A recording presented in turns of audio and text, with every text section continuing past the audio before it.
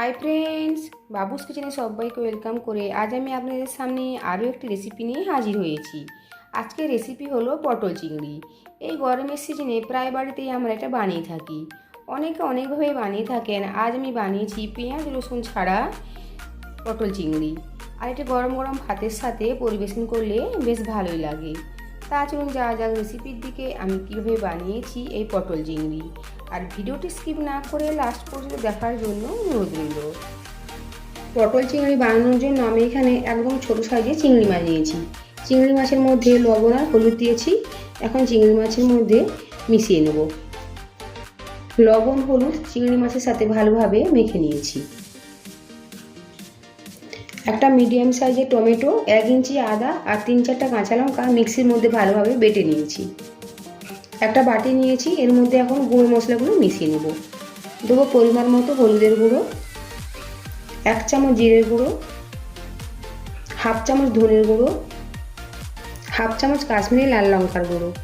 এখানে ঝালের জন্য আমি আর আলাদা করে লাল লঙ্কার গুঁড়ো দিলাম না, ঝালের জন্য কাঁচা লঙ্কা বেটে দিয়েছি। আর দেবো চিকেন মশলা 1/2 চামচ। এখন পরিমাণ মতো জল দিয়ে মশলাগুলো মিশিয়ে নেব।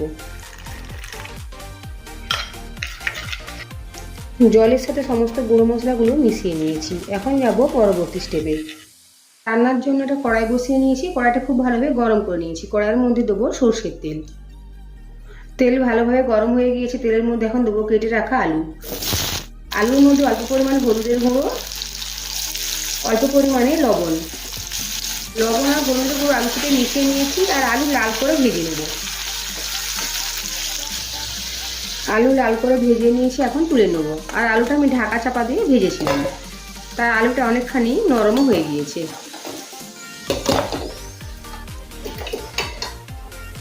এখন এই তেলের মধ্যে দেবো পটল,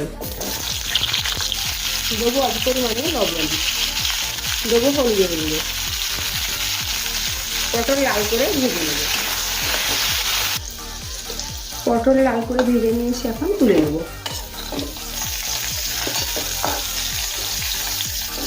আলাদা করে তেল দেবো না, এই তেলের মধ্যেই নুন মাখিয়ে রাখা চিংড়ি মাছটা দিয়ে দেবো। চিংড়ি মাছটা হালকা করে ভেজে নেবো। কড়া করে ভাজলে চিংড়ি মাছ শক্ত হয়ে যায়, তাই হালকা করে চিংড়ি মাছটা ভেজে নিতে হবে। চিংড়ি মাছ হালকা করে ভেজে নিয়েছি, তুলে নেব। কড়াইতে দেবো সরষের তেল। তেল গরম হয়ে গেছে। তেলের মধ্যে ফোড়নে দেবো গোটা জিরে আর তেজপাতা। ফোড়ন ভাজা হয়ে গেছে। এখন দেবো আদা, টমেটো আর কাঁচা লঙ্কার পেস্ট। প্রায় 3-4 মিনিট নেড়ে চেড়ে কষিয়ে নেব। আদার কাঁচা গন্ধ চলে গিয়েছে। এখন দেবো জলে গুলে রাখা মশলার মিশ্রণ। এখন সমস্ত মশলা খুব ভালোভাবে কষিয়ে নেব। দেখুন মশলা খুব ভালোভাবে কষানো হয়ে গিয়েছে। মশলা থেকে তেল পুরোপুরিভাবে আলাদা হয়ে গিয়েছে। এখন দেবো আগে থেকে ভেজে রাখা আলু, পটল আর চিংড়ি মাছ। কিছুক্ষণ সময় নিয়ে আলু, পটল, চিংড়ি মাছ মশলার সাথে কষিয়ে নেব। আলু আর পটল ঢাকা দিয়ে ভাজার জন্য অনেকখানি সেদ্ধ হয়ে গিয়েছে। প্রায় মিনিট 3-4 সময় নিয়ে আলু, পটল মশলার সাথে কষিয়ে নিয়েছি। এখন দেবো গরম জল। আলু পটল অনেকখানি সেদ্ধ হয়ে গিয়েছে, তাই জলের পরিমাণ আর বেশি দিলাম না। দেবো পরিমাণ মতো লবণ। আলু ভাজার সময় অল্প পরিমাণে লবণ দিয়েছিলাম, আর পটল ভাজার সময় অল্প পরিমাণে লবণ দিয়েছিলাম। ভালো করে সব কিছু মিশিয়ে নেব।